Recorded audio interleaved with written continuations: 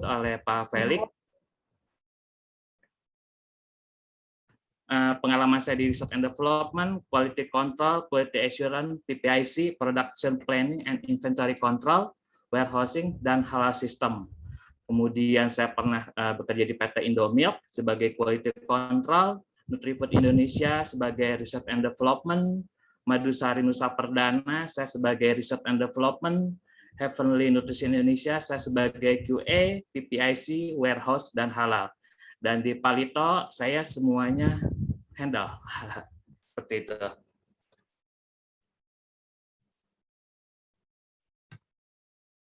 Nah, ini daftar produk yang pernah saya tangani, di antaranya adalah produk olahan daging, ada sosis, bakso burger, kemudian produk olahan susu, susu bubuk, yogurt, bumbu dan kondimen, ada kaldu jamur, saus, dan sambal, minuman serbuk, ada yang milk base, coffee base, fruity base, makanan ringan, crystal ice, makanan hewan juga saya pernah develop, keton milk replacer, bakery, produk PKRT ini yang non food, ini seperti sabun cuci, deterjen, sampo mobil, pewangi dan pelembut pakaian, kosmetik, natural sweetener, ada yang liquid dan powder, mie dan pasta, mie basah, kulit pangsit, dan minuman dengan khasiat kesehatan. Ini ketentuan umumnya untuk diregistrasi pangan olahan bahwa setiap pangan, bentar. Ini kalau misalnya untuk ini ya. Nah. Jadi ketentuan umumnya adalah setiap pangan olahan baik yang diproduksi di dalam negeri atau yang diimpor untuk diperdagangkan dalam kemasan eceran wajib memiliki izin edar. Jadi ini adalah kuncinya adalah apakah produknya ini dijual dengan kemasan eceran atau tidak. Kalau misalnya memang produknya dijual dalam kemasan eceran, maka memiliki izin edar. Gitu. Oke. Nah, ini dasar hukumnya ada Undang-Undang Nomor 18 Tahun 2012. Ini tentang pangan. Kemudian ada Peraturan Pemerintah Nomor 28 Tahun 2004 tentang pangan juga. Dan terakhir adalah Peraturan Kepala BPOM Nomor 27 Tahun 2017 tentang pendaftaran pangan olahan. Nah, di undang-undang ini, di dasar hukum ini menjelaskan tentang perencanaan pangan seperti apa, ketersediaan pangan seperti apa, keterjangkauan pangan seperti distribusinya seperti apa, dan sampai akhirnya adalah registrasi pangan olahan itu seperti apa. Ini dijelaskan di dasar hukum yang tadi saya sebutkan. Oke, nah untuk registrasi pangan olahan sendiri, ini adalah prosedur penilaian keamanan, mutu, gizi, dan label pangan olahan untuk mendapatkan izin edar.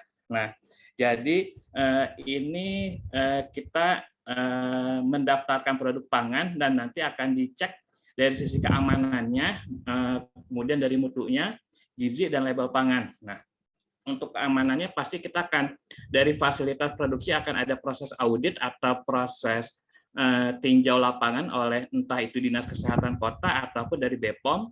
Kemudian mutu pada saat kita registrasi pun kita harus menyampaikan bahan baku yang digunakannya itu apa. Kemudian gizi kita harus melampirkan juga adalah tentang hasil analisa laboratoriumnya, kemudian dan label pangan. Nah, label pangan ini pun diatur agar tidak menyesatkan konsumen. Seperti itu. Jadi, pengecekannya dari awal sampai akhir. Nah, ini salah izin edar pangan olahan. Ada dua jenis. Yang pertama adalah izin edar yang dikeluarkan oleh Badan Pengawas Obat dan Makanan BPOM. Jadi, izinnya yang keluar adalah MD. Dan ada juga yang dikeluarkan oleh Dinas Kesehatan. Ini sertifikat produksi pangan industri rumah tangga. Nah, ini keduanya sama-sama memiliki masa berlakunya adalah 5 tahun. Cuman hanya beda kelas saja. Nah, produk-produk mana saja yang boleh disertifikasi oleh SPPIRT, nanti saya jelaskan, termasuk juga oleh MD, nanti saya jelaskan berikutnya. Nah, ini perbedaannya antara SPPIRT versus BPOM RI MD atau ML. Nah, yang pertama adalah dari tempat usahanya. Nah, kalau SPPIRT tempat usaha harus di tempat tinggal. Jadi rumah si pemilik dan tempat usahanya di tempat yang sama. Sedangkan kalau BPOM RI MD atau ML lokasi produknya tersendiri, terpisah dengan rumah tangga. Nah, kemudian dari prosesnya sendiri yang diproduksi oleh SPP IRT dari manual sampai semi otomatis. Kalau BPOM RIM DML, pangan olahannya diproduksi secara manual, semi otomatis, otomatis dengan teknologi tertentu seperti UHT, pasteurisasi, retort. Nah, jenis pangannya sendiri untuk SPP IRT ada pada lampiran Peraturan BPOM nomor 22 tahun 2018 tentang pedoman pemberian sertifikat produksi PIRT. Sedangkan kalau MD, jenis pangannya adalah seluruh jenis pangan olahan. Nah, ini jenis pangan produksi industri rumah tangga yang diizinkan untuk memperoleh SPP IRT. Yang pertama adalah hasil olahan daging kering, hasil olahan ikan kering, ini bisa dibaca jenis-jenis produknya, kemudian hasil olahan unggas kering. Kemudian juga ada hasil olahan sayur, hasil olahan kelapa, minyak dan lemak, tepung dan hasil olahannya, gula kembang gula dan madu, kemudian bumbu kopi dan teh kering, rempah-rempah, minuman serbuk, hasil olahan buah, hasil olahan biji-bijian, kacang-kacangan, dan umbi, selai, jeli, dan sejenisnya. Nah, jika tidak ada dalam daftar ini, maka harus daftar ke BPOM. Jadi cukup jelas bahwa untuk produk yang bisa didaftarkan secara PIRT, ini ada 15 kelompok. Gitu. Jadi kalau misalnya di luar kelompok ini, maka harus daftar ke BPOM. Nanti ini bisa saya sharing materinya ya. Baik, makasih Pak. Nah, kemudian untuk pangan yang tidak wajib daftar di BPOM itu ada beberapa kategori, ada beberapa penjelasan. Yang pertama adalah kalau produknya masa simpannya kurang dari 7 hari itu tidak perlu. Terus kemudian produk diimpor dalam jumlah kecil.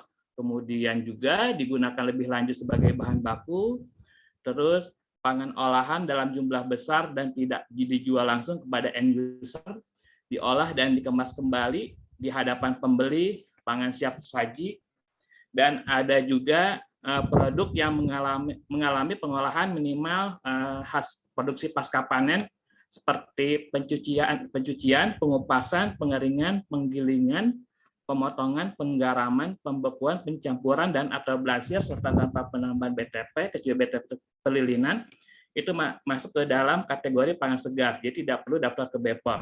Nah, ini contohnya yang pengolahan minimal pasca panen seperti impor daging beku misalnya. Nah, daging beku ini dilakukan hanya proses pemotongan, slice, dan ini tidak masuk ke kategori wajib daftar di BPOM. Nah, jadi di si pelaku usaha hanya proses importir, kemudian dipotong, dikemas, dan dijual. Maka itu masuk ke kategori pangan segar. Nah, untuk yang itu pangan segar asal hewan, maka daftarnya ke Kementan, jadi tidak ke BPOM. Jadi yang pangan segar ini ada beberapa, ada pangan segar asal tumbuhan, pangan segar asal hewan, pangan segar asal ikan.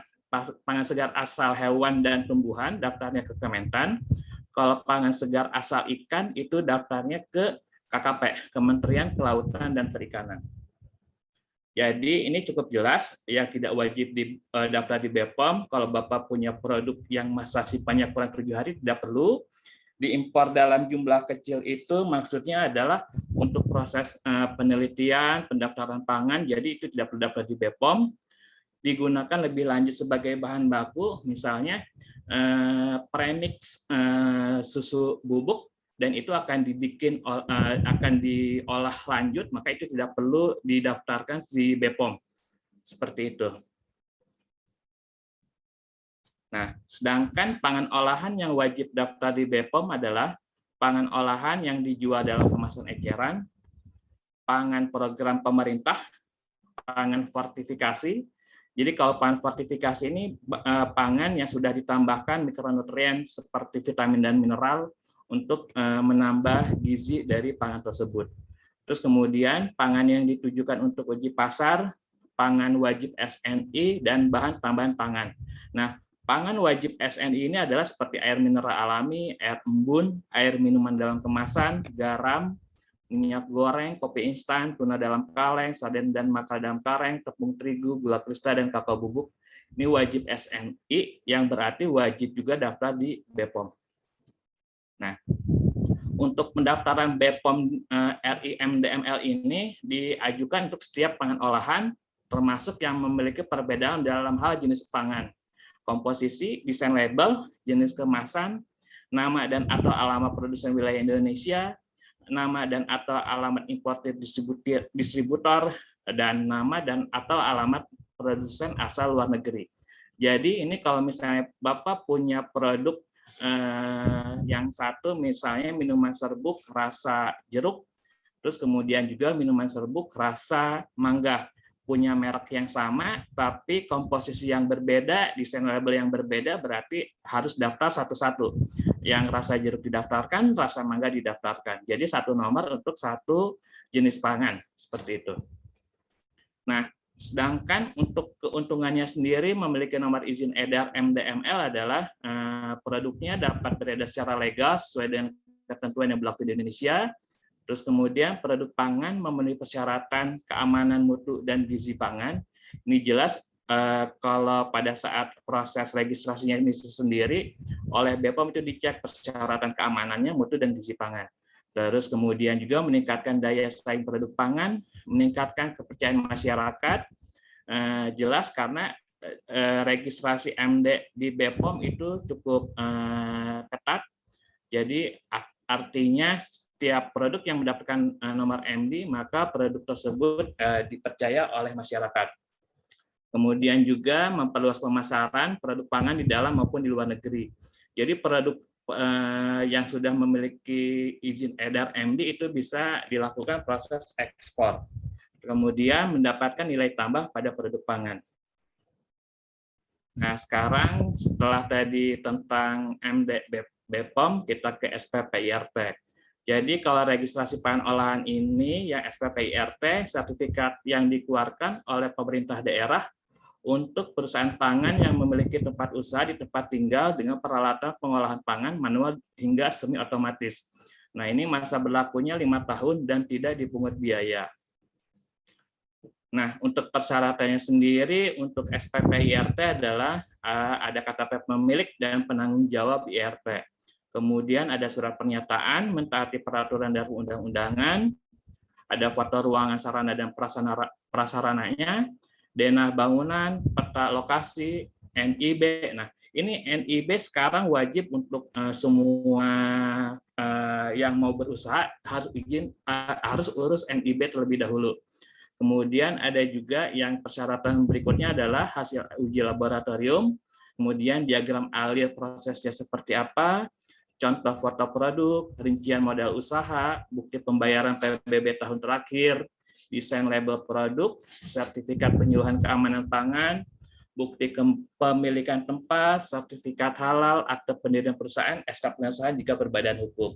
Nah, untuk yang sertifikat halal ini sifatnya sukarela, boleh didaftarkan, boleh tidak. Cuman kalau saya lihat terakhir di Undang-Undang Cipta Kerja ya yang tentang pangan, sertifikat halal jadi suatu kewajiban untuk produk yang diedarkan di Indonesia gitu. Nah, kemudian kendalanya lagi pada SPPIRT ini adalah mendapatkan sertifikat penyuluhan keamanan pangan. Ini salah satu persyaratan wajib. Cuman pada saat kita ngurusnya ini ke Dinas Kesehatan Kota atau Kabupaten setempat, biasanya jadwalnya belum ada atau tahun ini sudah kelewat, jadi mau tidak mau kita harus nunggu jadwal yang berikutnya yang memang belum tentu itu dalam waktu cepat. Jadi kita harus menunggu pelatihan penyuluhan yang diadakan oleh Dinas Kesehatan Kota setempat. Nah, ini prosedurnya, kita mengajukan permohonan online, terus nanti akan dilakukan pemeriksaan berkas administrasi, kemudian ada proses audit, dan sekarang sampai terbit SPPIRT. Nah, sekarang informasi yang saya dapat untuk SPPIRT ini sudah tidak melewati PTSP atau Dinas Kesehatan Kota setempat, melainkan melalui aplikasi SPPIRT BPOM. Nah, SPPIRT BPOM ini sendiri belum siap secara sistem, masih dalam proses pengembangan. Informasinya di bulan November targetnya adalah sistem tersebut sudah selesai. Jadi untuk saat ini pendaftaran pangan olahan SPP IRT sudah tidak dilayani di perizinan online kota kabupaten setempat, jadi langsung diarahkan ke SPP IRT yang aplikasi dari BPOM seperti itu. Jadi kita semua harus menunggu kalau misal untuk daftar SPP IRT. Nah, untuk registrasi pangan olahan, untuk persyaratan administrasinya adalah PSB lengkap, izin usaha industri, NPWP, akta notaris perusahaan. Nah, PSB ini adalah pemeriksaan sarana dan bangunan. Jadi sebelum kita submit data-data produk yang akan kita daftarkan ke BPOM, kita harus mempersiapkan fasilitas produksinya dulu. Nah, fasilitas produksinya ini nanti akan diaudit oleh Balai Besar POM setempat, dan nanti akan outputnya adalah surat rekomendasi PSB seperti itu. Jadi nanti setelah surat rekomendasi PSB dari Balai Besar POM dengan nilai minimal auditnya B, itu boleh mengajukan langsung pendaftaran ke BPOM. Kalau misalnya nilainya di bawah B, misal C atau D, itu kita wajib melakukan permohonan audit ulang gitu.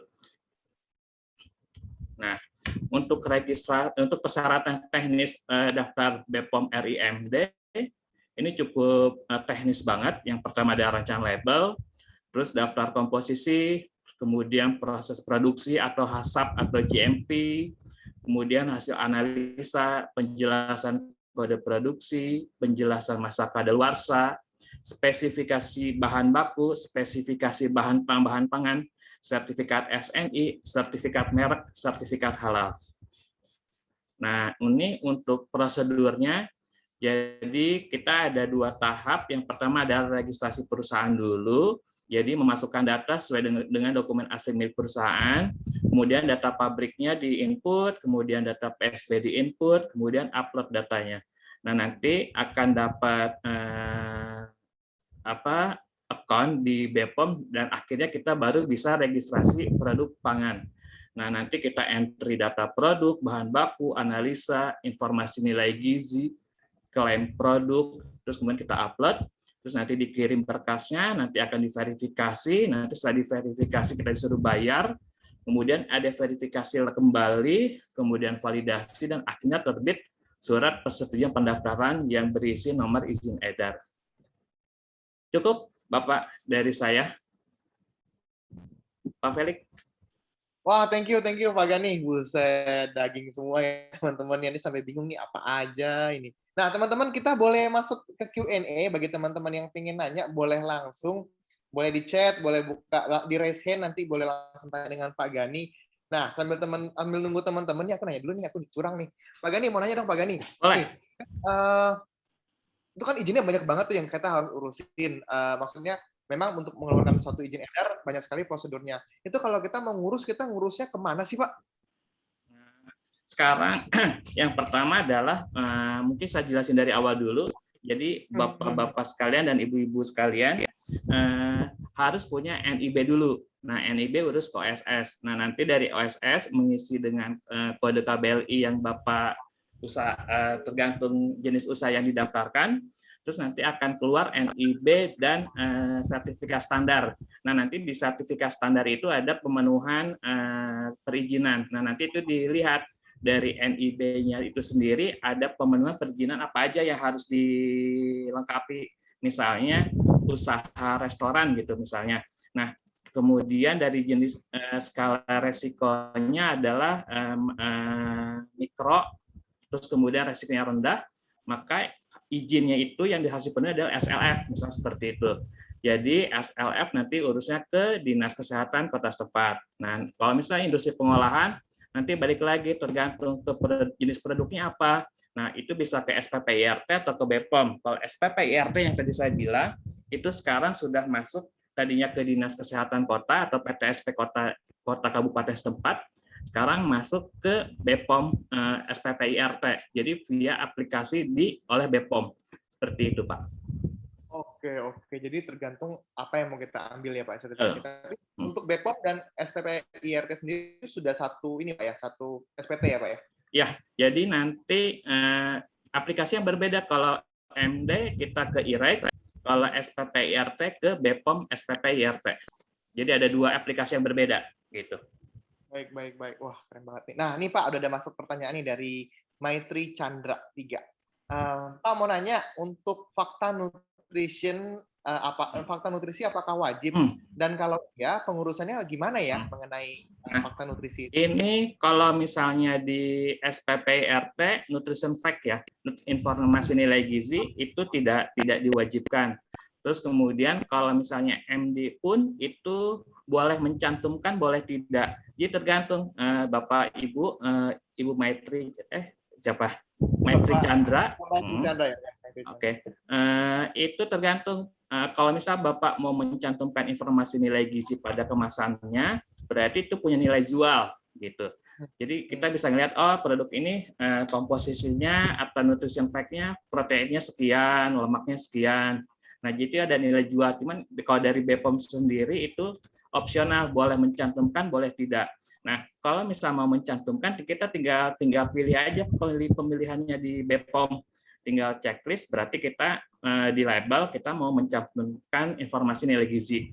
Nah, caranya seperti apa itu harus dilengkapi dengan hasil analisa laboratorium gitu. Jadi kita wajib melakukan analisa produknya ke laboratorium. Nah, nanti hasilnya diupload ke IREK, ke BPOM atau ke SPP-IRT gitu. Dan itu ada perhitungannya juga, ada aturannya juga. Jadi pembulatan ke atas, pembulatan ke bawah. Kalau misalnya hasilnya sekian, dicantumkannya berapa gitu. Itu ada aturannya gitu. Seperti itu. Oke, thank you Pak Gani. Semoga menjawab ya Maitri Chandra. Nah, ini ada pertanyaan ini dari Awei, boleh langsung di-unmute, langsung tanyakan. Silahkan. Ada yang resen nih, Awei. Masih di-mute, Pak. Oke, mungkin sambil dulu. Silakan, Pak. Halo. Ya, halo. Sorry, Awei. Rudi. Halo, Pak Rudi. Ya. Sorry, tadi mau unmute, nggak bisa, masih di blok. Oke. Ya, selamat malam Pak Gani.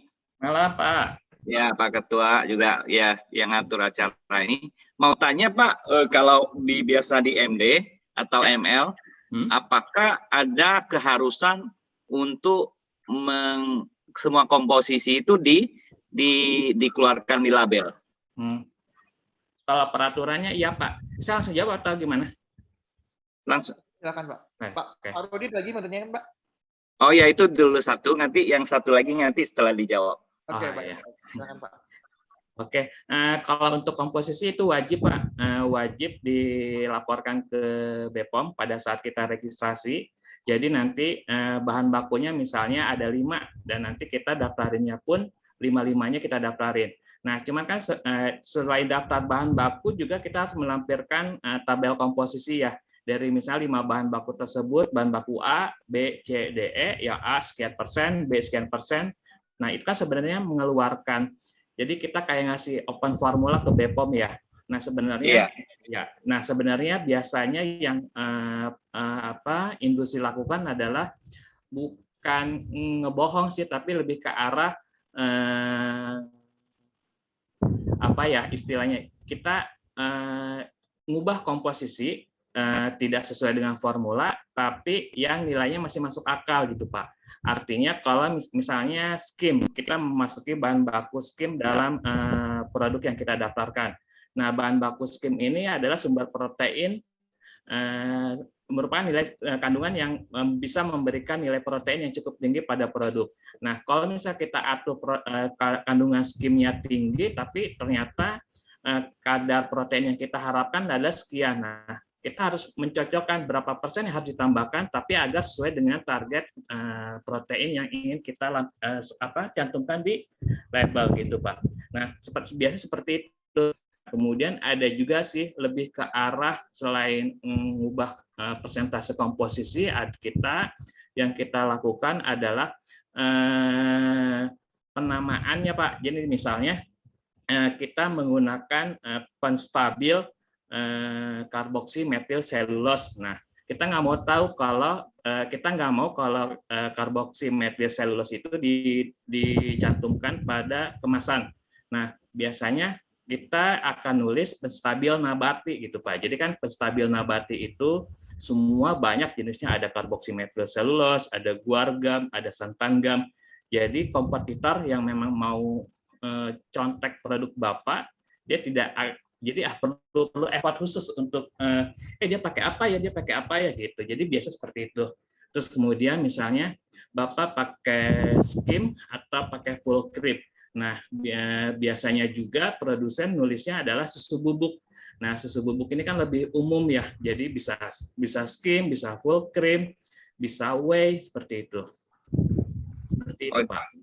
Iya ya. Jadi Pak Gani maksudnya kalau tadi bisa kita, jadi sebelum kita ajuin formulasi presentasi ingredientnya tersebut, bisa kita melakukan bahasa quote unquote dimanipulasi kembali gitu ya Pak ya? Ya, sebenarnya saya kurang setuju sih dengan manipulasi, tapi sebenarnya yang dilakukan seperti itu sih. Tapi mungkin boleh diganti kata bahasanya manipulasi yang bertanggung jawab mungkin ya Pak ya. Itu. Tapi kan takutnya dari BPOM bisa ngejar nih.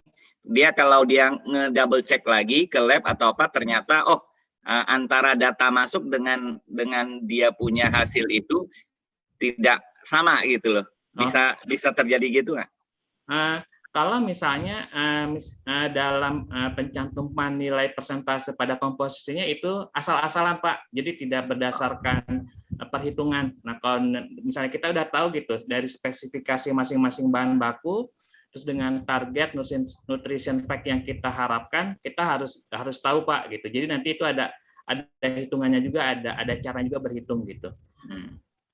Ya, berarti tadi Bapak bilang waktu masuk di labelisasi di BPOM diharuskan untuk dikeluarkan semua itu di labelnya harus ditulis semua. Ya, betul.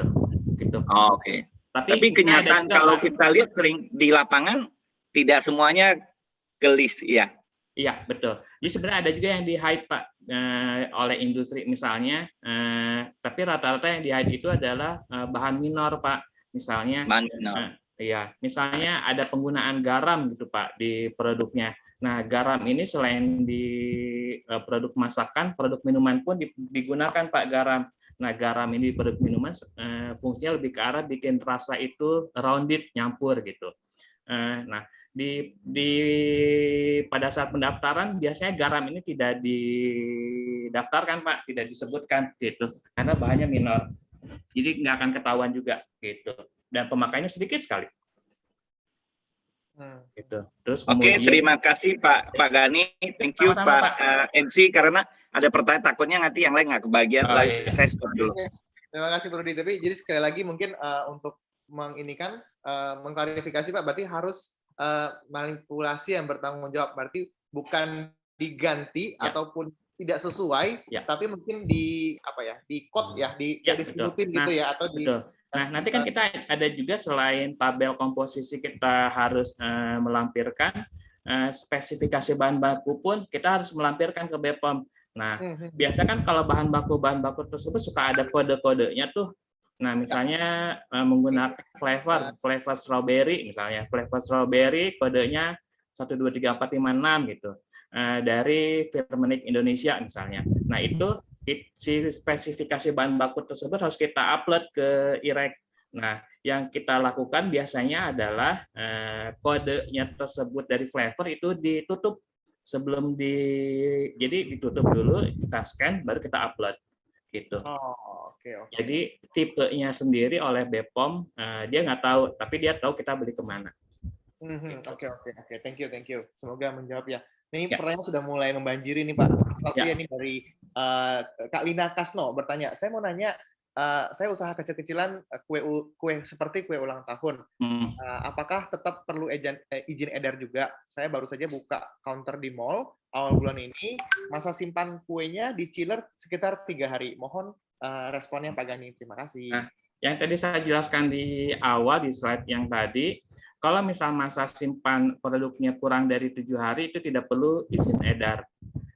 Terus itu penyimpanannya di chiller. Terus kemudian dibuat pun by order, jadi itu tidak perlu izin edar. Jadi mungkin cukup KBLI yang sesuai dengan yang jual kue ultan. Saya nggak apa nih KBLI, saya banyak banget gitu. Jadi nanti perizinannya di NIB yang ibu punya itu mencantumkan KBLI tentang pembuatan kue ulang tahun atau perdagangan kue ulang tahun. Nanti dilihat aja KBLI-nya. Tapi kalau dari sisi produknya dan masa penyimpanan dan waktu penyimpanannya itu tidak wajib izin edar. Oke, ya, semoga menjawab ya buat Ibu Lina dan teman-teman yang mungkin pertanyaannya sejenis. Jadi makanan yang di bawah 7 tahun ya tadi ya, shelf life-nya di bawah 7 tahun itu tidak perlu ada izin edar BPOM. Nah, oke. Selanjutnya ini ada Kak Lian. Kak Lian online nggak ya? Katanya pengen nanya langsung nih, cuman kayaknya offline nih. Kita skip dulu ya.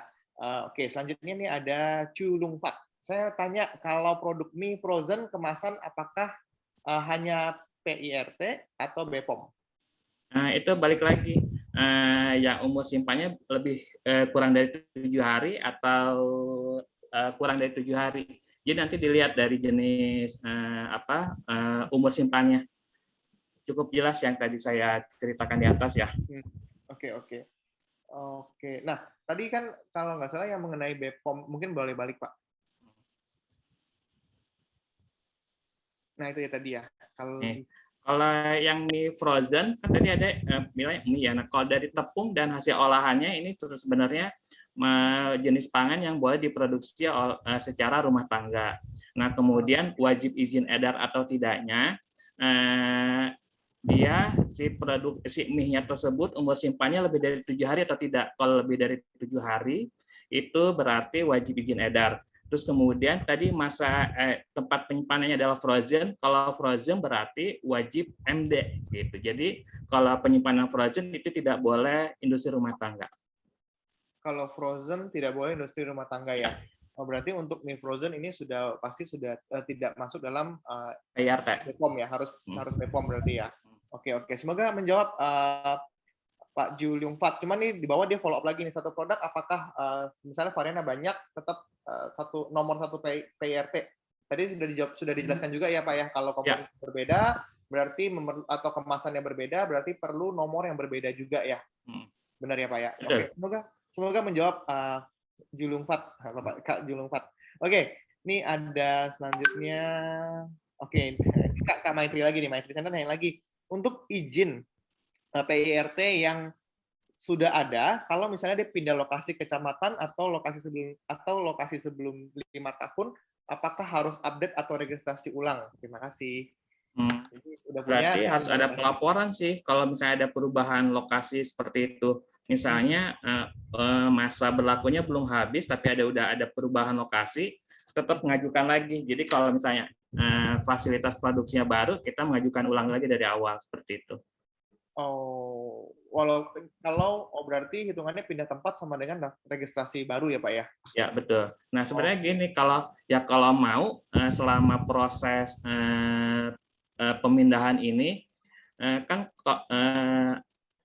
butuh waktu lagi kalau di tempat baru. Jadi sebaiknya sih sebelum di tempat baru punya izin edarnya udah keluar, yang di tempat lama jangan dulu di stop dulu gitu.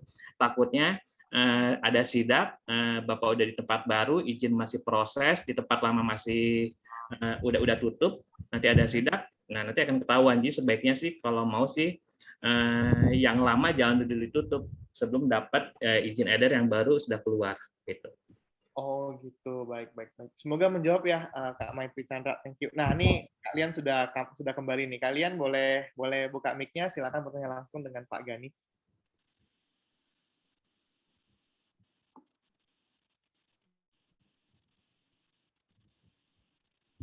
Halo kalian, bisa lihat sepertinya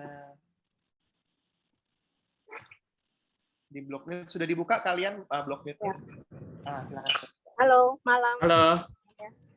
Malam Pak Abdul. Malam Pak Bu. Ya, ini saya mau bertanya mengenai pengurusan PIRT ya Pak ya. Ya. Kalau dulu PIRT untuk atas nama PT, pengurusan PIRT itu setahu saya nggak boleh gitu kan Pak ya. Betul, iya. Apakah sekarang sudah boleh membawahi nama PT Pak? Atau masih tetap seperti dahulu? Nah, kalau yang sekarang itu aturannya adalah pokoknya yang ingin berusaha kan boleh perorangan, boleh badan usaha. Jadi kita lihat dari sisi OSS-nya terlebih dahulu. Nah, nanti dari situ kalau untuk perizinannya kembali untuk di SPPIRT itu boleh Bu, kalau pengetahuan saya cross check lagi mau PT mau badan usaha atau perseorangan selama jenis usahanya itu adalah setelah divalidasi usaha mikro Bu gitu. Jadi bukan usaha yang kategori besar. Jadi kalau misalnya Ibu berbadan hukum PT tapi misalnya dari jenis modal usahanya ada termasuk mikro atau kecil itu bisa kalau misalnya kategori Ibu adalah besar itu sudah otomatis ditolak di OSS Bu. Gitu. Oh begitu. Jadi ini badan usahanya bisa berbentuk CV atau PT ya Pak ya? Betul betul. Nah cuman nanti teknisnya adalah badan usaha Ibu fasilitasnya adalah di tempat tinggal untuk SPP untuk pengurusan PIRT ini gitu. Oh oke baik Pak. Soalnya kita pernah mengurus ya, tapi itu harus perseorangan. Iya, disuruh bukan ke badan dulu ke perseorangan karena kan atas nama badan usaha PT dulu masih ditolak ya Pak ya. Iya. Nah, pokoknya setahu saya karena kan sekarang udah OSS berbasis resiko ya. Ibu sudah punya NIB belum yang dari OSS RBA. Nah, nanti Ibu cek aja di situ validasi resikonya. Nah, nanti validasi resiko nanti Ibu ketahui NIB-nya terbit, nanti ada tuh perizinan berusaha yang wajib dipenuhi gitu. Nah, kalau nanti di situ akan disebutkan untuk mengurus izin edar seperti itu, Bu. Nanti bisa dicek di situ. Oke, baik Pak. Terima kasih untuk jawabannya. Makasih host. Terima kasih Bulian, kalian thank you. Nah, ini selanjutnya nih ada pertanyaan lagi dari mana ya? Oh, ini dari Kak Diana, iVegan Pizza. Maksimal berapa persen yang boleh tidak dicantumkan dalam komposisi? Mungkin ini tadi menyambung pertanyaan Pak Rudi ya, yang mengenai komposisi BPOM itu kan ada yang di hide tuh berapa persen sih yang boleh tidak dicantumkan dalam komposisi? Wah, gimana nih Pak? Intinya sih balik lagi ke target produk yang ingin atau yang di label kemasan ya, informasi yang ingin dicantumkan di label kemasan. Terus tergantung dari jenis pangannya tersebut, kategori pangannya tersebut.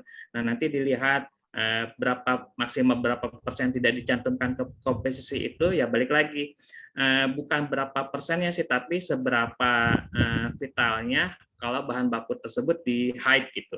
Kalau misalnya prinsipnya gini, ini produk minuman serbuk instan rasanya manis gitu, tapi bahan baku gulanya di hide, kan nggak mungkin gitu. Jadi ini sumber rasa manisnya dari mana gitu. Jadi kalau misal gula itu bahan mayor karena memang tercantum rasanya profil rasanya manis, jadi gula tidak bisa di hide.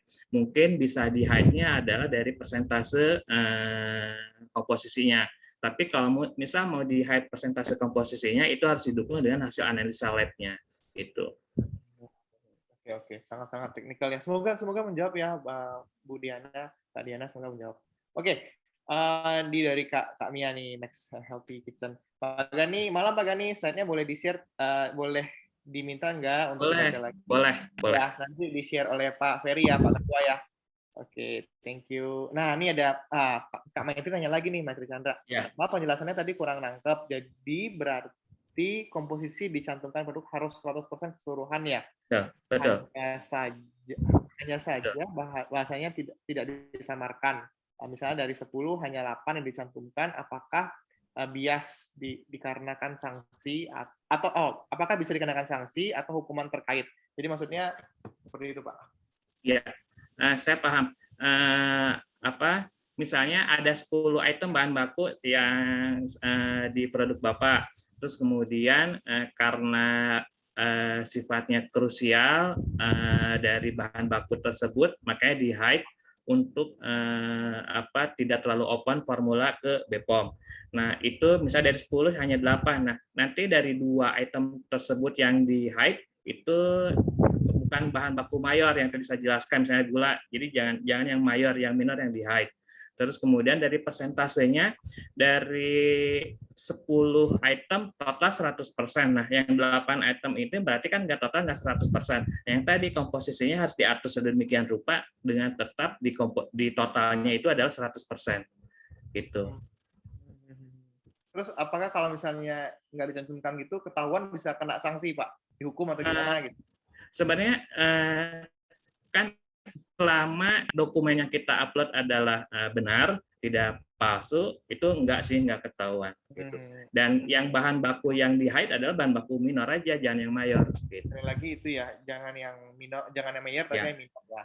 Oke. Semoga menjawab Kak Maitri, Chandra, semoga menjawab. Oke. Nah teman-teman, silakan teman-teman yang ingin memberikan pertanyaan, waktunya jarang banget nih kesempatan bisa bertanya langsung dengan ahlinya. Background-nya kimia, analisis, terus sekarang mengurusi masalah legal makanan F&B. Wah, ini jarang ini orang seperti ini nih. Oke, ini ada pertanyaan dari Pak Feryandi. Saya mau nanya, kalau saya cuman sebagai reseller bahan frozen yang tidak ada izin edar, ketika kena razia, kita sebagai reseller apakah kena pasal atau didenda? Gimana tuh Pak? Kita adalah posisinya reseller berarti. Berarti baik lagi, reseller ini izin usahanya apa? Kalau izin usahanya adalah perdagangan, dia tidak ada kewajiban untuk mengurus izin edar. Kalau misalnya dia resellernya punya izin sebagai pengolahan, terus ada proses misalnya repack, nah itu akan kena pasal, akan kena sanksi seperti itu. Jadi kalau misalnya reseller terus ada produk misalnya beli kentang beku, terus kemudian mau di repack, tapi izin Bapak adalah perdagangan, Bapak akan kena sanksi. Nah, kalau misalnya izin Bapak adalah usaha pengolahan, Bapak mau proses repack, terus kemudian tidak mau izin edar, itu bisa asal Bapak repacknya di hadapan pembeli. Oh gitu? Ya. Kalau repacknya di depan pembeli, kita nggak perlu izin edar gitu ya Pak? Ya. Oke. Aturannya gitu, itu boleh. Pertanyaannya gini Pak, kalau misalnya adalah reseller Pak, kita reseller, apakah kita akan dengar kalau misalnya produk kita yang kita jual, kita reseller dengan izin perdagangan, lalu tapi kita menjual barang yang tidak ada izin edarnya, itu gimana Pak? Nah, itu yang kena adalah si produsennya Pak. Itu Bapak nggak reseller nggak kena pasal. Nah, paling cuma kena pembinaan aja kali ya. Nah, makanya kalau saran saya sih sebagai reseller, Bapak harus punya kebijakan tersendiri, kebijakan internal sendiri bahwa produk-produk yang akan saya jual adalah produk yang sudah memiliki izin edar, seperti itu. Oke. Sip. Terima kasih Pak Janing, seru nih. Nah, ini ada pertanyaan lagi nih dari vegetarian. Seru nih. Mohon izin admin. Sorry, salah. Dengan Kak Siska nih. Kak Siska malam mau nanya, kalau masakan yang taruh di luar pasti rusak ya. Nah, kalau mau lama awet ditaruh dalam freezer, berapa lama juga rusak. Kalau taruh di luar misalnya seperti rendang, gulai, Kentucky, kalau masukin freezer kan pasti lama. Nah, jadi gimana tuh? Apakah perlu PIRT dan BPOM? Nangkep nggak ya Pak ya? Kalau misal memang distribusinya belum luas atau belum banyak itu dan memang ribet ngurusin PIRT, mungkin saran saya sih di prosesnya itu adalah by order. Jadi frozen terus by order. Jadi umur simpan 7 hari, maksimal 7 hari, dibuatnya adalah by order, itu tidak perlu izin edar sih. Jadi nanti dibuktikan dengan pencantuman kode tanggal produksi dan tanggal expirednya di kemasan gitu. Oh, selama dalam kemasan itu range-nya kurang dari 7 hari kita nggak perlu izin edar ya? Kan ini kan termasuk pangan siap saji ya. Nah, pangan siap saji terus kemudian disimpan di suhu tertentu. Terus kalau umur simpannya maksimal 7 hari, terus proses pembuatan by order. Jadi itu tidak perlu izin edar. Oke, siap. Terima kasih Pak. Semoga menjawab Kak Siska, atau mungkin Kak Siska pengen nanya langsung juga boleh. Nah, sambil nunggu Kak Siska nih, mungkin mau tanya, ini ada Kak Maitri sana lagi nih, kayaknya sangat ini nih, into banget beginian-beginian. Pertanyaannya adalah, jika izin halal tetap sama, harus 100% lapor juga di komposisinya. Jadi sekarang pertanyaannya adalah mengenai sertifikasi halal, Pak. Nah, kalau di halal, persentase komposisi itu tidak wajib dilaporkan, tapi kita hanya wajib melaporkan semua bahan baku.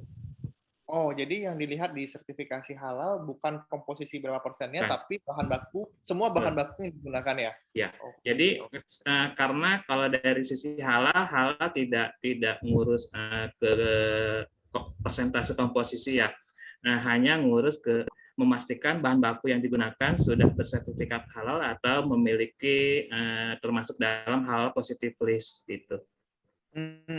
Jadi misalnya ada 10 item, ya kita daftarkan 10 item. Cuma nanti pada saat proses auditnya, si auditor MUI dia tidak akan concern ke persentasenya, persentase komposisinya. Concernnya lebih ke bahan-bahannya, apakah bahan-bahannya memenuhi standar halal ya, gitu ya Pak ya. Baik. Terima kasih Pak Gani sekali lagi. Pak Menteri, semoga menjawab. Ini seru banget nih Pak Menteri, pertanyaannya banyak sekali levelnya. Nah, Pak Host. Ya, halo. Rudik. Ya, Pak Rudi, silakan. Ya, lanjut ya. Ini kalau yang tadi yang pertanyaan Maitri itu, kalau setelah itu didaftarkan, Pak, kalau misalnya di sidaknya itu orang MUI, dulu pernah tahun 90-an kita pernah memasukkan NBPM ya. Lalu itu produk dari Jepang tahun 90. Jadi kecampur atau apa antara dia vegetarian tapi dia ada produksi mungkin di Jepang itu ada POX-nya gitu loh. Itu berarti kan kontaminasi itu peralatan ininya. Ya. Itu apakah nggak keluar ya, Pak? Enggak. Jadi intinya gini Pak, kalau untuk urus sertifikasi halal kita memastikan bahan bakunya itu punya sertifikat halal atau bisa dibuktikan dengan dokumen-dokumen yang membuktikan bahwa produk tersebut itu halal. Nah, jadi ya misalnya produk dari Jepang tersebut, kita lihat dulu sertifikat halalnya yang bahan baku tersebut dikeluarkan oleh lembaga sertifikat halal siapa. Nah, nanti lembaga sertifikat halalnya itu kita cek di MUI. Apakah lembaga sertifikat halal luar negeri itu diakui oleh MUI atau tidak.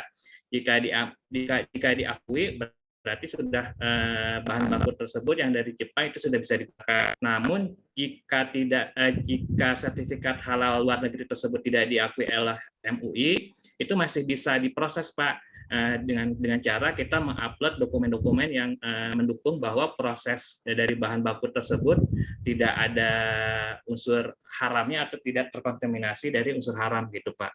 Jadi sertifikat halal memang kalau dari struktur dokumen itu yang paling tinggi. Kalau udah ada sertifikat halal, udah dipastikan bahan baku tersebut halal.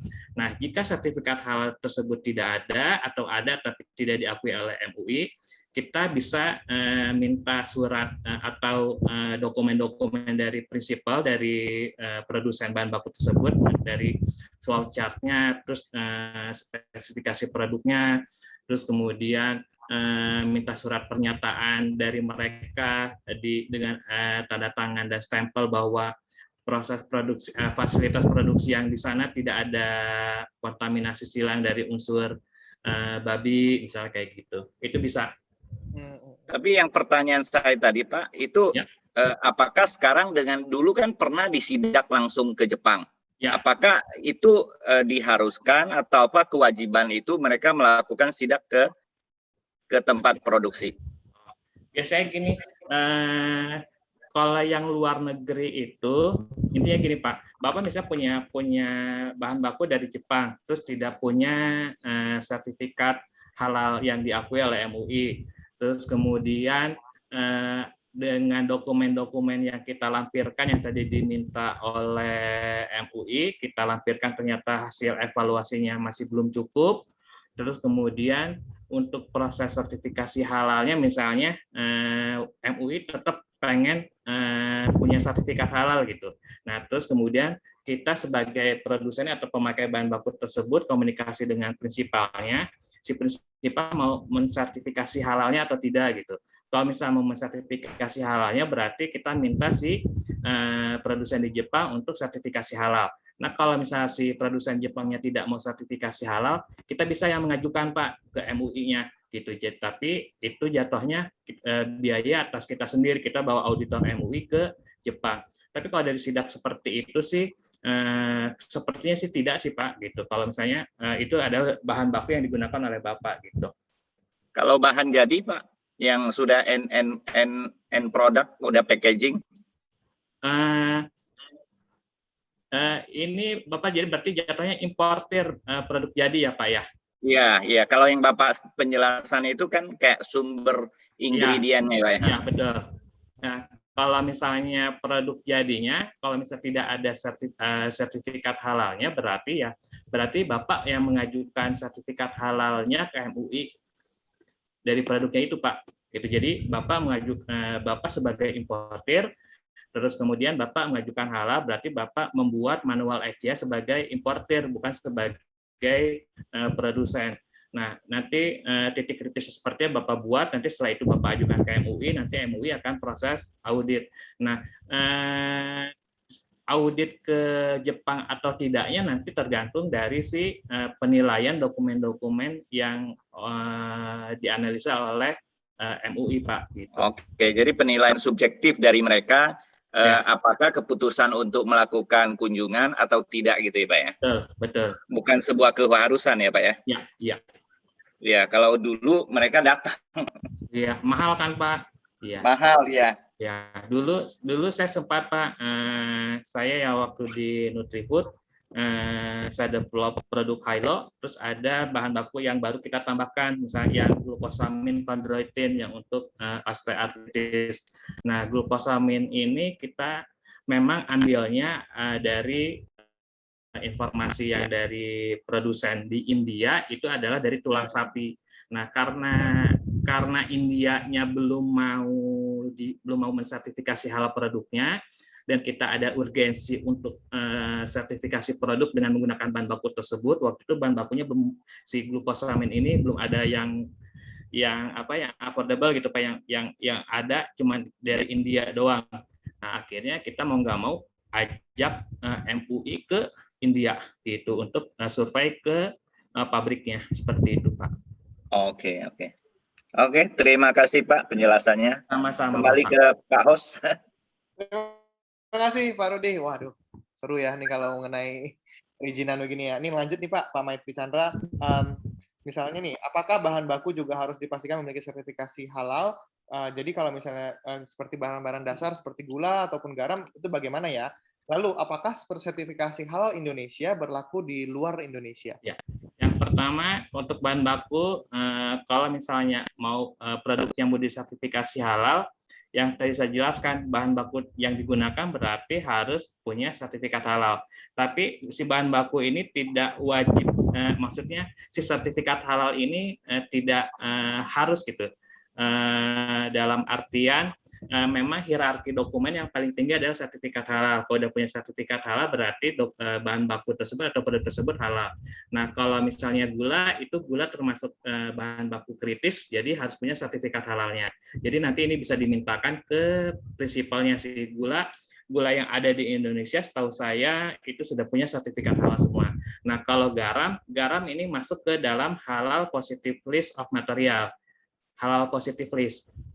Jadi ada daftar positive list yang memang tidak perlu sertifikat halal. Jadi karena dalam prosesnya sendiri garam tidak ada hanya proses pengambilan dari air laut, terus nanti ada proses pengeringan, terus pembersihan, dan itu tidak hanya proses teknik doang sih. Nah, itu berarti masuk ke dalam positif material gitu. Jadi misalnya kayak buah segar, sayuran segar, itu masuk ke positif material.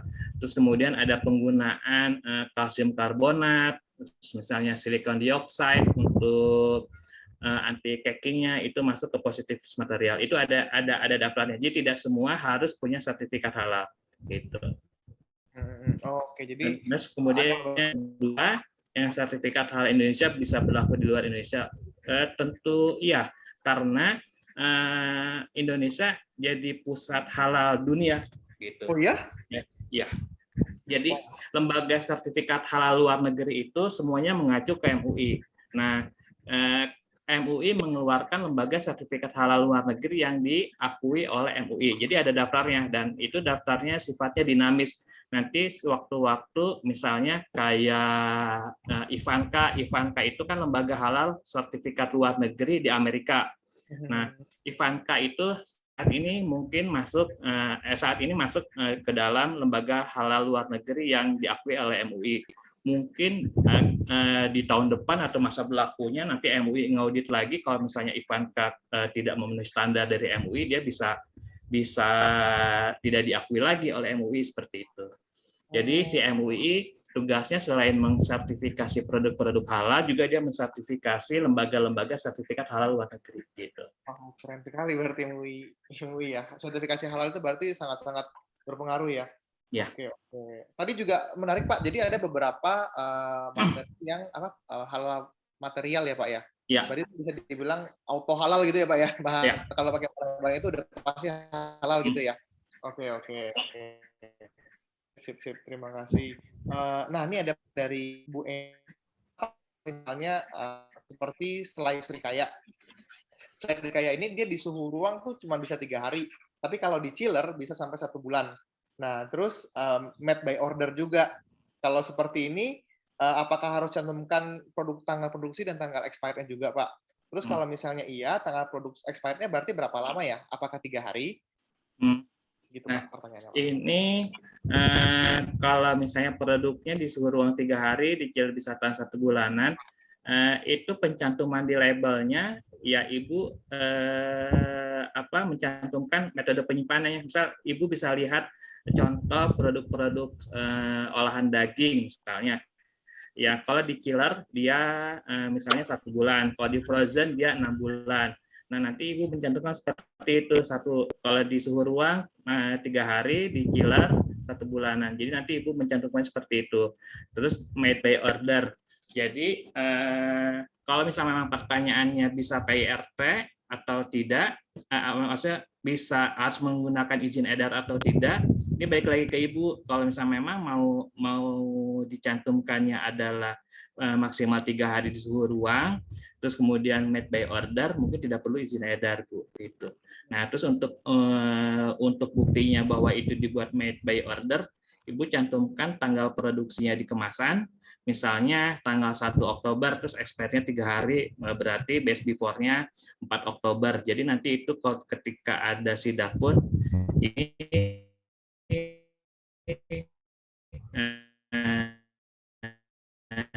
aman seperti ini. Semoga menjawab. Nah, ini ada kalian yang tadi boleh sekalian silakan kalau ingin langsung bertanya dengan Pak Gani. Oke, makasih host ya.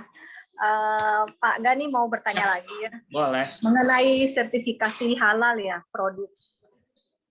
Kan apakah sertifikasi halal itu di Indonesia diwajibkan untuk semua produk atau bagaimana? Nah, sekarang kan kita tahu IVS juga kan sudah mengeluarkan sertifikasi vegan. Ya. Nah, kalau dari segi kehalalan, ya pasti vegan lebih halal ya Pak ya, gitu kan? Nah, ini maksudnya ini dari segi kacamata kita aja, gitu kan? Karena kan udah pasti kalau vegan itu dia lebih halal daripada halal, karena kan semua pasti dia nggak akan pakai minyak ikan lah, minyak sapi lah, minyak apa, udah pasti itu kan semua pasti bersih gitu kan Pak ya. Nah, kalau misalnya itu harus mengacu peraturan MUI, apakah itu sebagai satu kewajiban atau hanya untuk biar kelihatan yang mana kita sudah ada sertifikasi halal gitu loh Pak. Karena kan sekarang juga seandainya kita masuk sertifikasi halal, terus kita mengeluarkan juga kita akan sertifikasi vegan biar orang tahu ini benar-benar pure vegan gitu loh Pak produknya. Berarti kan akan muncul 2 sertifikasi. Nah, apakah itu memang suatu keharusan di salah satu sertifikasi atau bagaimana Pak? Tadi ya pertanyaan Ibu tentang halal sama vegan, vegan bisa menurut Ibu bahwa vegan bisa lebih dari halal seperti itu ya Bu ya. Nah, kalau di kami halal vegan itu bisa jadi subhat Bu. Kalau subhat itu artinya ragu-ragu. Kenapa? Salah satu contoh bahan baku yang misalnya vegan jamur di komunitas vegan boleh ya? Ya, boleh Pak. Boleh. Ya, misalnya contoh jamu truffle. Nah, jamu truffle ini walaupun produk nabati, terus kemudian tapi pada saat proses panennya itu dibantu oleh anjing atau babi. Betul. Ya. Oh. Ya. Nah, jadi kita dari halalnya itu berarti ada proses subhat nih. Apakah memang pada saat proses panen jamu truffle itu oleh bantuan binatang babi atau anjing atau tidak gitu. Kalau misalnya iya, berarti di kita jadinya subhat, jadi tidak boleh gitu. Nah, begitu. Jadi jadi tidak selalu vegan itu lebih dari halal gitu, walaupun bahan bakunya bahan baku halal. Tapi kita harus memastikan dulu prosesnya itu ada kontaminasi atau ada unsur hewan dari babi atau anjing atau tidak gitu. Jadi itu dari situ dulu salah satu bahan baku. Ya, kalau misalnya memang saya belum tahu terlalu banyak bahan baku vegan sih, tapi salah satu yang truffle itu yang saya tahu seperti itu. Kemudian kalau halal wajib atau tidaknya di Indonesia sekarang kalau dari peraturan sepertinya sudah mewajibkan Bu. Kemarin saya urus OSS pun ada pernyataan atau ada kolom sudah memiliki sertifikat halal atau belum. Nanti kita checklist, kalau belum nanti di sertifikat standarnya itu dalam perizinan berusahanya kita harus urus sertifikat halal seperti itu. Begitu Pak. Ya, oke, mengerti. Jadi sertifikasi halal ini bukan hanya mengacu aja, dia harus lihat juga apakah produk ini pengerjaannya dibantu oleh binatang atau tidak gitu ya Pak ya. Okay. Mungkin kalau misalnya itu produksinya memang tidak ada, kalau misalnya dicek satu-satu gitu proses pasca panennya itu memang manual semuanya, tidak ada unsur hewan. Kalau secara vegan mungkin bisa halal, tapi nanti dilihat lagi fasilitas produksinya bagaimana di tempat Ibu gitu, apakah ada kontaminasi atau tidak. Ya, misalnya apakah di tempat Ibu ada peliharaan anjing atau tidak misalnya, dan fasilitas produksinya seperti apa. Kalau sudah nanti artinya jadi akan di itu ya Pak ya, akan didatengin lah ya gitu ya. Akan dicek gitu ya Pak ya. Betul. Gitu. Jadi tidak hanya dari kelengkapan halal bahan baku, tapi dari prosesnya juga pun akan dilihat seperti itu. Oke, dari segi bahan baku juga dia akan cek, dan dari segi pabriknya juga gitu ya Pak ya. Ya, gudang penyimpanannya seperti apa. Penyimpanan juga gitu ya. Terus kemudian dari attitude pekerjanya bagaimana, apakah setelah menggunakan toilet dia ada cuci tangan atau tidak gitu. Iya. Soalnya selama ini kan kita masih abu-abu, maksudnya Pak ya, sertifikasi halalnya tuh harus seperti gimana gitu ya Pak ya. Jadi dengan adanya ini kan bertanya lebih enak, kita lebih terbuka jadinya gitu kan. Sama-sama Ibu. Oke, makasih Pak Abdul. Nah, Pak Gani tadi mengenai subhat, berarti yang dilihat prosesnya mengandung unsur elemen haram atau tidak. Pak, boleh di-share Pak, mungkin kepada teman-teman beberapa yang kayaknya mungkin kita dari kacamata awam merasa ini kayaknya pasti halal deh, tapi ternyata ada subhat seperti itu Pak. Nah, apalagi di sini pelaku vegan, boleh nggak Pak di-share beberapa item atau beberapa ingredients yang seperti itu Pak. Jadi kita akan lebih notice mengenai hal itu Pak. Untuk yang jamur truffle ini sebenarnya saya baru ngalamin nih, makanya saya juga baru tahu gitu. Karena kan selama ini yang memang selama memang bahan baku itu fresh, ya sudah masuk ke dalam positive list of material. Nah, kemarin saya bantu sertifikasi halal produk klien saya yang di Jakarta, dia menggunakan jamurnya jamur truffle. Terus kemudian awalnya dia pakai truffle sauce gitu. Nah ternyata truffle sauce ini dia punya sertifikat halal dari luar negeri, cuma sudah expired. Terus R&D-nya atau si ownernya dia menyarankan ya udah pakai truffle fresh boleh nggak gitu. Oh boleh, ya udah diganti pakai truffle fresh. Nah ternyata pada saat dicek diajukan ke MUI, baru tahu ternyata MUI minta surat keterangan dari petaninya bahwa proses pasca panennya itu tidak menggunakan hewan anjing atau babi gitu. Nah kalau untuk bahan-bahan lain saya kurang tahu gitu. Maksudnya dalam artian saya bukan orang pertanian, jadi belum tahu apakah memang ada proses pasca panen itu selain truffle yang menggunakan hewan atau tidak gitu kan. Selama ini yang saya tahu ya ambil 3 metik gitu ya udah halal gitu. Ternyata ada juga yang memang pada saat proses pasca panennya menggunakan unsur hewan seperti itu. Baik. Oke, tapi berarti notes ya buat dengan proses halal harus perhatikan tuh, berarti truffle sudah harus hati-hati, kita harus minta sertifikasi halalnya. Baik. Pak, next question nih Pak dari Bumia lagi.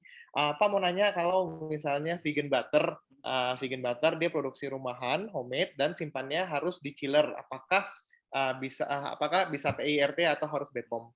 Yang pertama, kalau misalnya metode penyimpanannya adalah ada pengaturan suhu di chiller, berarti itu wajib BPOM. Terus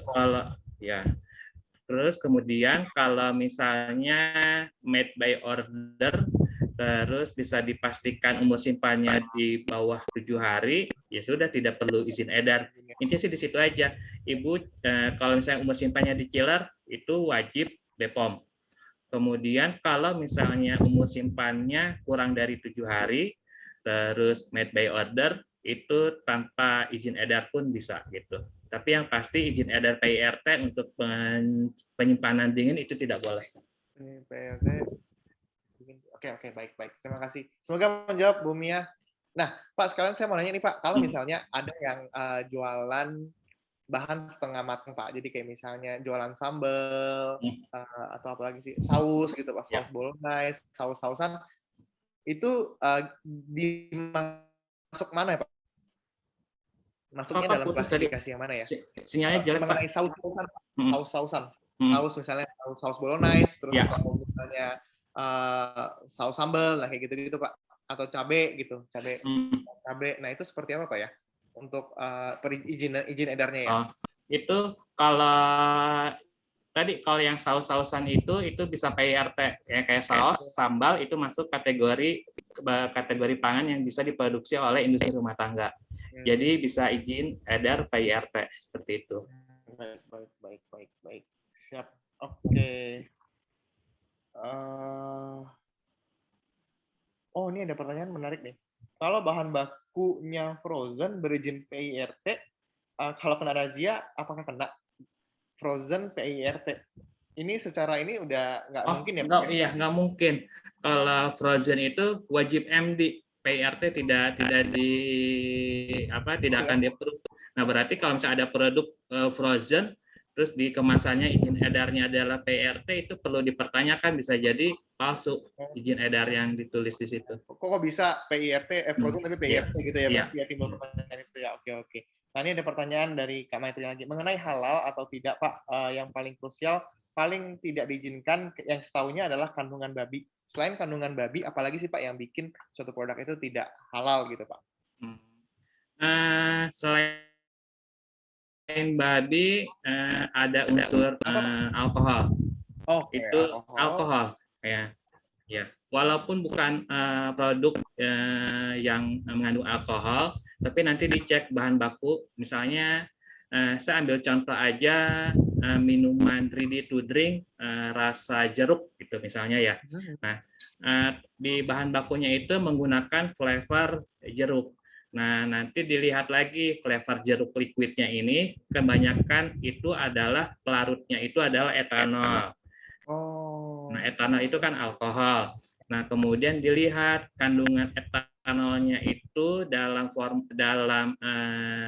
flavornya itu berapa persen, dan kemudian diuji di produk akhirnya etanol yang tersisa berapa persen. Nah, itu ada batas maksimalnya. Kemudian misal batas maksimalnya itu tidak tercapai, itu bisa dipakai asal etanol yang digunakan itu bukan berasal dari industri Hammer gitu. Nah, industri Hammer itu industri yang industri pengolahan bir, kasar kayak gitu, industri pengolahan minuman keras.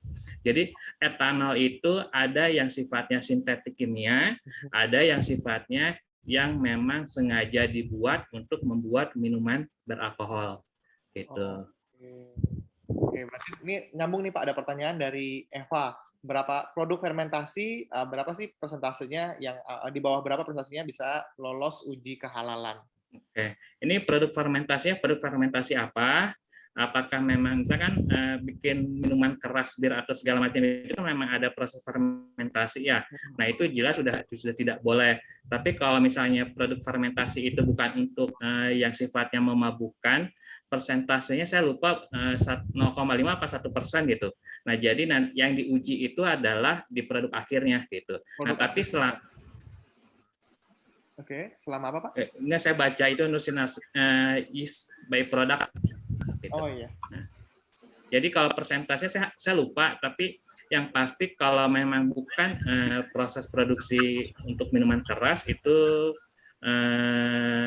kayak flavor gitu, nanti itu dicek dulu persentase etanolnya di produk akhir berapa persen, maksimal kayak 1% deh, cuma saya lupa gitu. Baik. Jadi Pak Felix, saya lanjutin yang pertanyaan yang tadi itu ya Pak Gani. Ya. Itu yang tadi itu kan sekarang ada produk namanya wine, dia fermentasi dari anggur, ya. Tapi klaim bahwa dia non alkoholik gitu loh. Artinya dia bilang di bawah 0,5. Apakah itu dianggap persentase di bawah 0,5 itu dianggap halal atau tidak di MUI? Kalau tadi minuman anggur walaupun kadar alkoholnya rendah, kan ada tuh ya kayak green apa sih yang bir bintang 0% alkohol kayak gitu. Nah, itu tidak bisa disertifikasi oleh MUI karena produknya karakteristiknya menuju ke haram. Oh, jadi tetap masuk ke arah haram walaupun dia 0% atau di bawah 0,5. Betul. Nah, misalnya lagi bir bintang gitu ya, saya ambil contoh bir bintang ada kadar alkohol yang 0%.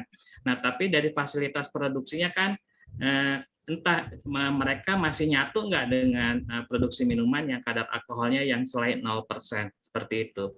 Jadi nanti dicek kalau sama yang fasilitasnya nyatu, satu sisi dari fasilitas produksinya juga nyatu, otomatis tidak akan di-approve kehalalannya. Yang kedua, dari penamaan produk, penamaannya sendiri sudah atau mereknya sendiri sudah menuju ke yang haram. Jadi sudah tidak akan di-approve oleh MUI, Pak. Oh, walau dia tulisnya wine udah mengarah ke haram, Pak? Iya, betul. Jadi istilahnya secara penamaan udah tidak bisa diterima ya, walaupun dia tidak terkontaminasi tapi alkoholnya 0,5 di bawah 0,5. Betul. Misalnya rem. Kalau di puding kan suka pakai rem ya. Nah, itu kan rem itu gini deh contoh yang minuman awe itu dulu ada apa sih? Minumannya. Bir bukan? Ya, bir apa sih? Saya lupa. Root beer ya?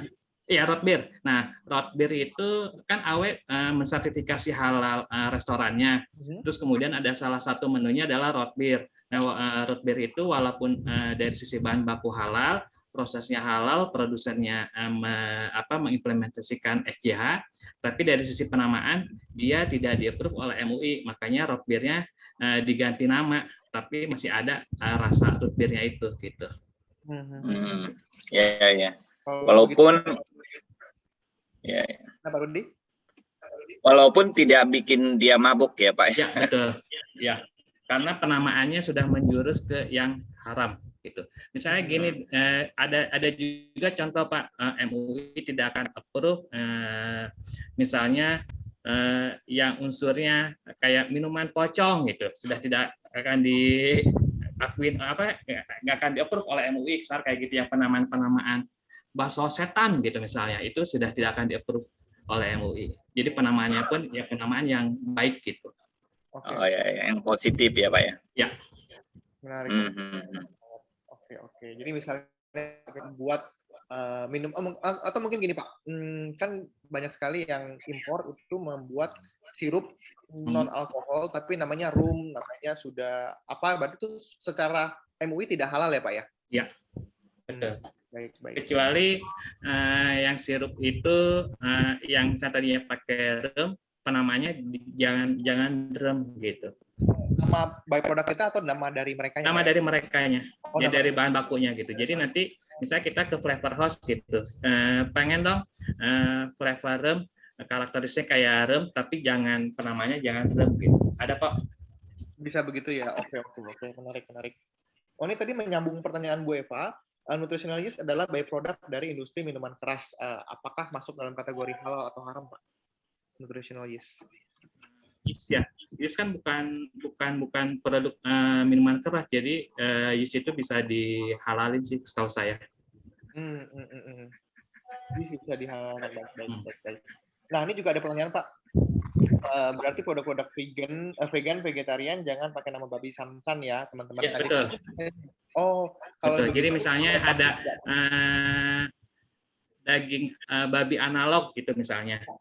Ya, jangan gitu. Daging analog aja kalau misalnya mau disertifikasi halal gitu. Oke, berarti penamaan juga mantap, penting ya Pak ya? Ya, betul. Oke. Nah teman-teman, ada lagi yang ingin bertanya teman-teman. Oh, ini ada satu pertanyaan lagi di bukunya. Lagi Pak, saya izin untuk izin makanan vegan ke BPOM, apakah harus ada sertifikasi dari IVS? Nah, kalau misalnya di kemasannya mau mencantumkan produk vegan, itu MUI BPOM butuh buktinya. Jadi sertifikat IVS itu kita laporkan ke BPOM, kita submit gitu.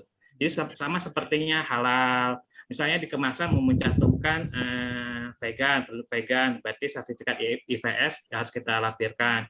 Kita mau mencantumkan logo halal, sertifikat halalnya harus kita lampirkan. Kita mau lampirkan produsennya atau perusahaan sudah tersertifikasi ISO 22000, sertifikat ISO-nya harus kita lampirkan. Gitu. Jadi setiap ada label yang mau kita cantumkan di kemasan, BPOM akan minta buktinya. Oke, nah ini pertanyaan nih Pak, apakah rumahan bisa urus BPOM? Nggak bisa ya tadi Pak ya? Tidak bisa. Sebenarnya biasanya sih yang saya pernah urus itu mereka pindah dari rumah gitu. Jadi misalnya sewa ruko, nah jadi nanti di ruko itu diurus BPOM. Oh begitu. Ya.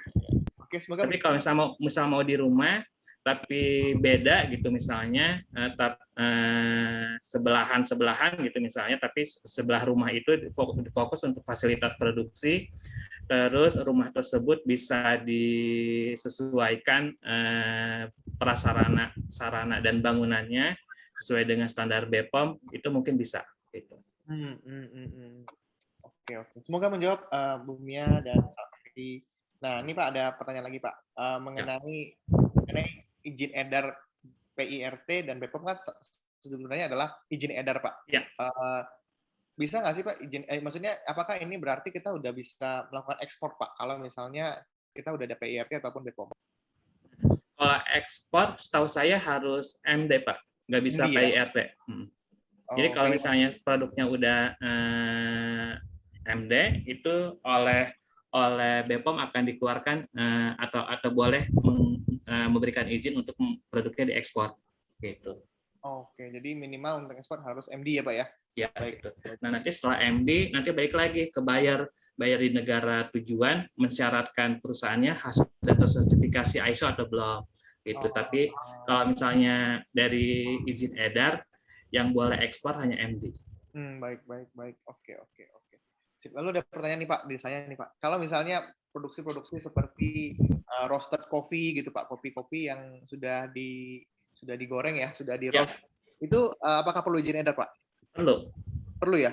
Perlu, karena ada proses Pak, yang tadi Bapak, yang ada proses roasting. Nah, ada proses roasting, berarti harus ada izin edar. Kalau misalnya Bapak cuma ambil dari petani kopi, terus langsung dijual lagi, itu Bapak jatuhnya bukan izin edar sih, lebih ke arah produk pangan asal tumbuhan. Berarti Bapak harus mengajukan izinnya ke Kementan. Gitu. Misalnya Bapak ambil kopi dari Lampung gitu, terus kemudian tidak ada proses pengolahan apa-apa, Bapak hanya langsung dikemas bulky, terus kemudian Bapak jual lagi ke toko kopi, coffee shop. Nah, seperti itu Bapak harus punya izin Kementan. Oke. Ada prosesnya. Baik. Wah, ini seru banget nih, nggak terasa ya sudah jam 9. Teman-teman, mungkin kita buka satu pertanyaan terakhir lagi bagi teman-teman yang pengen bertanya, silakan. Waktu dan kesempatannya nih jarang banget nih Pak Gani. Thank you banget Pak udah sharing begitu banyak hal sama kita. Nih nah, silakan Pak Gani. Nah, terakhir teman-teman ini ada kontaknya Pak Gani, ada email, ada nomor telepon. Ini boleh Pak ya kita gangguin ya Pak, kita ngobrol-ngobrol gitu ya. Nah, teman-teman silakan. Oke, host Pak Felix mau tanya terakhir nih. Silakan Pak Rudi.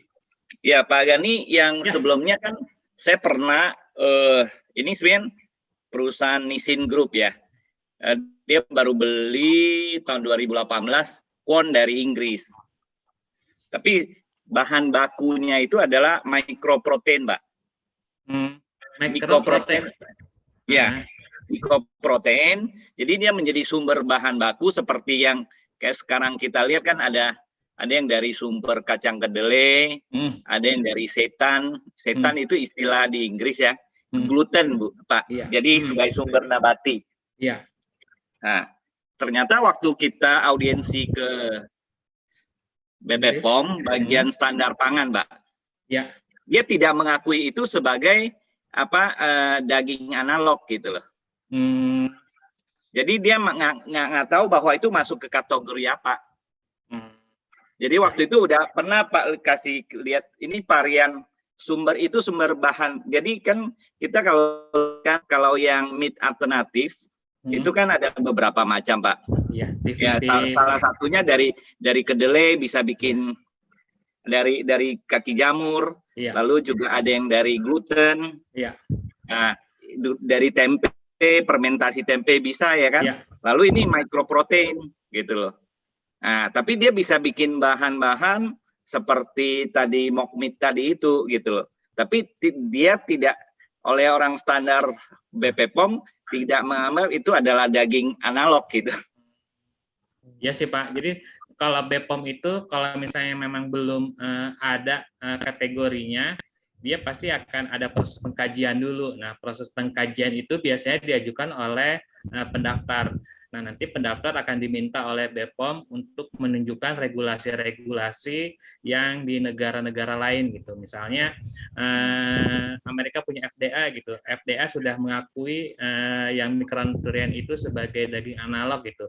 Nah, kita lampirkan ke BPOM. Terus nanti cari lagi dari negara Australia misalnya badan POM-nya sudah mengeluarkan regulasi seperti itu, kita lampirkan. Jadi mereka akan kaji, setelah pengkajian mereka akan mengasih rekomendasi ke kita seperti itu Pak, biasanya BPOM untuk bahan baku baru. Jadi intinya kalau dia punya lampiran dokumen di negara yang dia bisa masuk sebagai referensi bahwa BPOM bisa ikutin gitu ya Pak. Walaupun di BPOM sebenarnya tidak punya satu standar pangan untuk sumber makanan tersebut, artinya dia juga harus bikin peraturan BPOM ya sebenarnya. Kalau artinya dia nggak punya standar.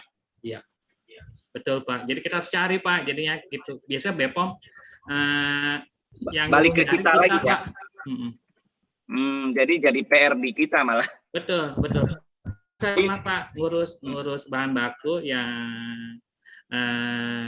kita waktu itu pewarna gardenia blue Pak. Nah, si gardenia blue ini kan bunga. Nah, ini belum di-approve nih sama BPOM. Jadi kita bolak-balik ke BPOM ngajuin minta request untuk gardenia blue ini bisa digunakan sebagai bahan baku. Nah, kita melampirkan semua peraturan-peraturan dari BPOM negara-negara lain untuk sebagai daftar kajian yang akan dilakukan oleh mereka. Memang repot Pak kalau untuk bahan baku yang memang belum ada kategorinya di BPOM. Iya, jadi mempersulit kita yang mau dapat izin. Ini belum masuk ke ini udah ada PR yang besar di standar pangannya ya, belum masuk ke direktorat registrasi itu. Iya betul, iya. Mungkin bisa memang ada komunitas kayak gitu ya, via komunitas atau lembaga lembaga masyarakat yang tentang vegan yang secara kolektif untuk menyampaikan itu ke BPOM bahwa untuk daging analog misalnya bisa masuk kategori pangan di BPOM seperti itu, mungkin bisa. Iya. Jadi kemarin ya, pokoknya artinya sebelum pandemik sih, artinya karena dia walaupun ini karena ordernya juga istilahnya dia lebih banyak packagingnya di Thailand, bahan bakunya dari Inggris, tapi ya sebelum masuk ke Indonesia mungkin dia udah habis di Asia Pasifik sama US gitu. Jadi dia merasa ya kalau ini masih dipersulit, ya dia belum masuk Indonesia gitu. Mungkin itu Pak, kan kalau yang non vegan kan biasanya ada gabungan pengusaha makanan minuman Indonesia ya, GAPPMI itu ya.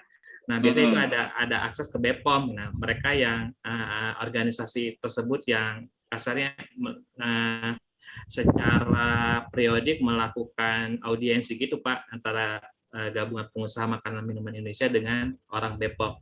Nah mungkin kalau misalnya memang komunitas vegan ada gabungan pengusaha seperti itu, mungkin bisa diajukan bareng-bareng kali Pak gitu.